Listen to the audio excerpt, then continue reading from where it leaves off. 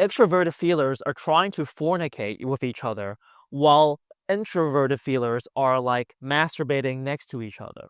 One is trying to get the other person into their world, while the other is trying to get themselves into the other person's world. If we were to see this on a spectrum, I would say on one end of the spectrum are people that communicate with introverted feeling, which is a lot more to do with like my world, my values, what I like. And on the other side of the spectrum are people that like to communicate with extroverted feeling, which is more to do with what the other person likes, what they value. And from my observations, I would say Americans are typically the most highest introverted feelers when it comes to communication, while Japanese are on the opposite and they're the most extroverted feelings. I just use America and Japanese as an example because I feel like they exemplify that style the most prominently, but this can apply to anyone from anywhere. Americans or introverted feeling types, they typically, the way they try to get to know you is, I want you to get to know me. Whereas if I was an extroverted feeler, like typically the Japanese culture, my strategy would be, I want to get to know you. One is trying to get the other person into their world, while the other is trying to get themselves into the other person's world. That's the key difference. The way you might see this play out in an actual conversation is the American person or the introverted feeling person would typically talk a lot more about themselves. And this isn't necessarily done out of like showmanship or bravado or narcissism. I mean, though it can be, but it's more like that's their strategy. It's like, in order for me to feel closer to you or for us to connect, I'd want you to get to know me. So I'm just going to tell you everything about myself, and hopefully something about me resonates within you. And then you can tell me about yourself. And then we just keep going, we keep ping ponging back and forth of telling each other what we like and what we value. Like, I'm hoping if I keep talking about myself and I just sort of like spouting out all my interests and my values, that one of them is going to land with you, and then that's going to light you up. And then because you're lit up and you start spouting your interests back at me, and then maybe something you say will light me up, and then I kind of like fire back at you, and then we're just kind of firing back and forth. It's like a shotgun or a machine gun where I'm just gonna fire a bunch of bullets, and maybe I'm not very accurate, but I'm just gonna do a lot of it, and hopefully something lands onto you, and that's gonna give you the energy and the impetus to fire back at me, and we're just sort of like spraying each other, and that's how the connection works. Whereas for the extroverted feelers or the Japanese type like people, it's more like I'm trying to get to know you. So rather than just me talking about myself, which is not gonna help me get to know you at all, I'm gonna ask you a lot of questions, right? I'm gonna go into your world. I want to know what makes you tick, what you enjoy, what you value. So in order to do that, if I can't talk about myself, I have to get you to talk about yourself. And how do I get to talk about yourself? I ask you questions that get you to your core. They're more like a rifle or sniper rifle where like they're really trying to aim into your core and try to get to know you. Not to say Americans can't ask good questions or Japanese people can't be good at talking about themselves, but again, everything I'm saying is sort of a generalization. So I hope you understand where I'm coming from. And someone made a comment that was really good where they were saying like the way an American tries to get you to get to know you is it's like they're gonna like bring out all of their toys and they're gonna be like, okay, here's all of my toys. Which one do you like? Right? Whereas a Japanese person would be like, they would ask you, hey, which toy do you like? Do you like this toy? Do you like that toy? Do you like this toy? Right? So it's like they're trying to like pew pew pew pew pew pew pew trying to figure you out by asking you the questions, and going into your world, whereas Americans is going to be like, well, this is my world. I'm just going to try and give you everything as much as I can, as quickly as I can. And hopefully you like that, and then we can connect and become best friends. Kind of like that.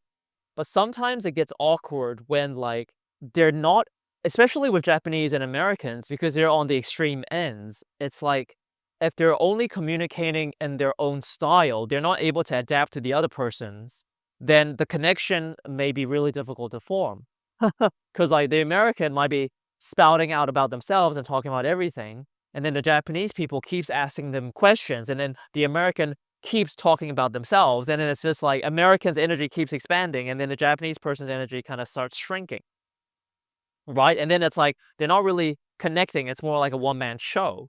If the American isn't able to sort of read the body language of the Japanese person and start asking questions back and sort of putting the attention and the energy back on the other person, then the Japanese person is probably not going to open up for the American to get to know them.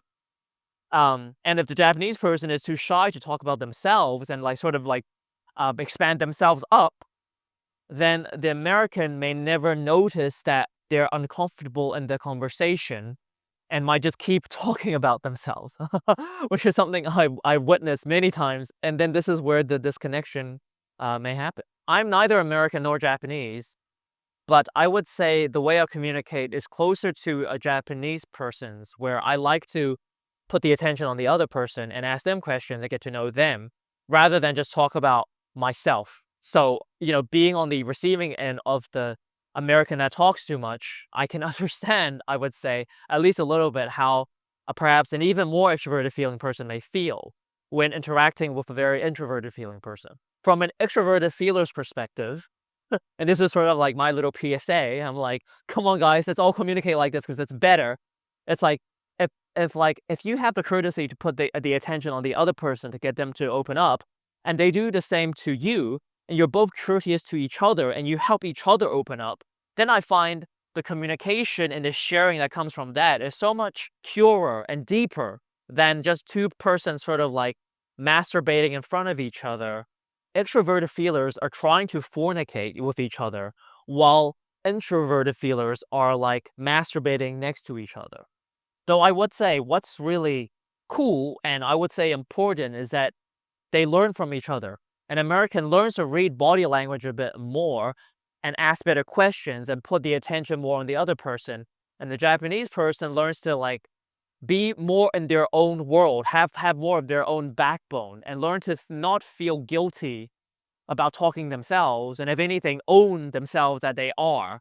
The way that Japanese people are so good at being in the other person's world, it makes them telepathic almost. Kyuki yomenai, like, is a common saying in Japanese where it's like you can't read the air, meaning you can't read the room, right? And a lot of times the communication is so like externally aware that you don't even need the other person to say anything, but you can sort of just feel and understand what's going on. Whereas like a lot of Americans I would find would be considered KY or kuki yomenai, that they're not able to read the room. And it's like unless your body language is so obvious, they're not gonna pick up that you're feeling comfortable or what have you. And then to a Japanese person that might be really annoying because then it's almost like they're not meeting them on the level that they feel like they're able to be seen on. Like introverted feelers or Americans can develop into like hyper independence or narcissism where they're just sort of in their own world, if it's really unhealthy, whereas a Japanese person might be like codependent where they're like completely clinging onto the other person's world and making the whole relationship is sort of about clinging onto them like a leech, and they don't have their own backbone and their own world to bring into the relationship. It's one thing to ask questions about the other person's world and get to know them, but it's like if you don't have your own world that's also beautiful and valid and meaningful in its own way, then you don't have anything to bring into the relationship. Maybe there's a fear of talking about yourself. And then the journey is to own your own truth more and yourself more and sort of expose parts of you that maybe you feel like is not acceptable or you're ashamed by. And then by doing that, it's like you're able to bring your honesty, your authenticity onto the table and onto the relationship.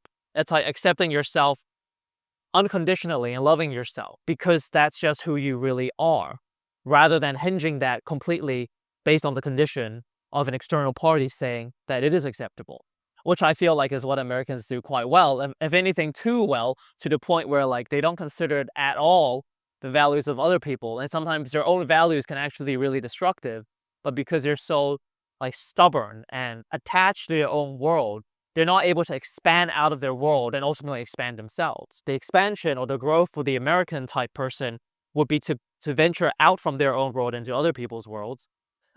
Quite literally, it's like travel more, goddamn, see the world more, learn geography. Whereas for the Japanese person, it's more like, how can you go more into your own world and own that world and bring that world out into other people rather than constantly going into other people's worlds?